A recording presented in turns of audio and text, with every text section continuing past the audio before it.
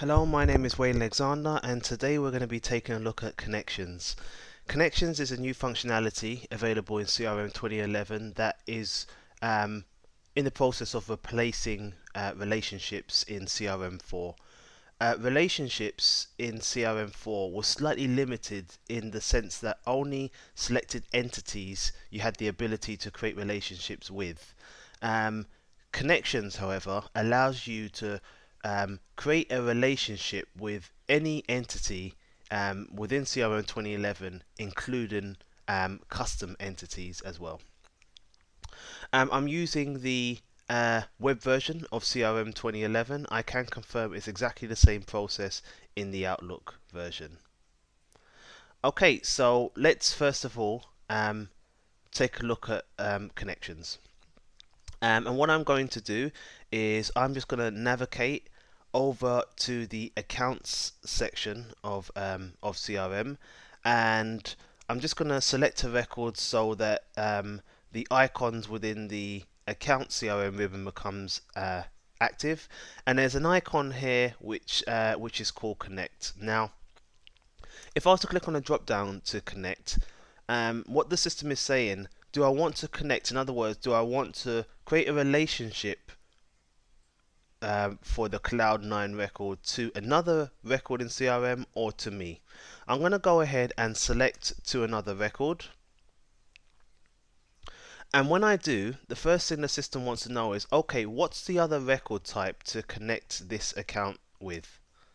And if I was to go ahead and click on the lookup icon, I could tell the system what record type I want to look for. Now, this is the big difference between connections and relationships, because as I said, relationships were limited on the amount of record types you can select. With connections, you're not.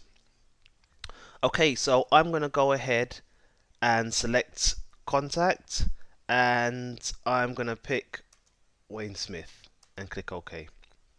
Now, the clever thing about connections is there's something called as this role. Now, as this role is dependent on what record type you choose to connect Cloud9 with. Now, because I chose a contact to connect this account to, when I click on as this role,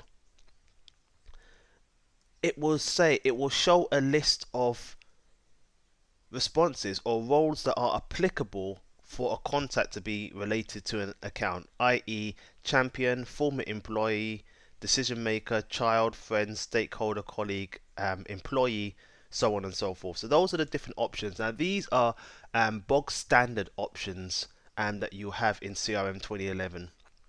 You can see there's a new button down here, and by clicking on new, you have the ability to create uh, a new role specifically for contacts. So what I'm going to do here is I'm going to go ahead and create a new role. I'm going to call that role consultant. You can also categorize the role. I'm going to go ahead and select business. I could put in a description in there if I wish. I'm just going to go ahead and save and close. And now you can see I have consultant, so I can go ahead and click OK. So I'm telling the system that Wayne Smith is a consultant for Cloud9. I could put in a description here if I want to, and then it's literally a case of just saving and closing. So this is what connection allows you to do. It allows you to connect or create a relationship between records that don't normally have a natural relationship with one another. Another perfect example of using connection is if a person has moved from one company to another, you can record the fact that they used to work for that particular company. So where can we find connections within records? So let's just double click and open up Cloud9 here. And on the left hand side of Cloud9, there's a link here called connections. And if I was to go ahead and click on that link, you can see here it says Wayne Smith is a consultant for, well, the account Cloud9. If I went into Wayne Smith's record, I'll just go ahead and click on his name there and go to connections on the left hand side. You can see there's a connection it says that Wayne Smith has with Cloud9. Fantastic. So I've just showed you how to create connections between records within CRM 2011. Thank you.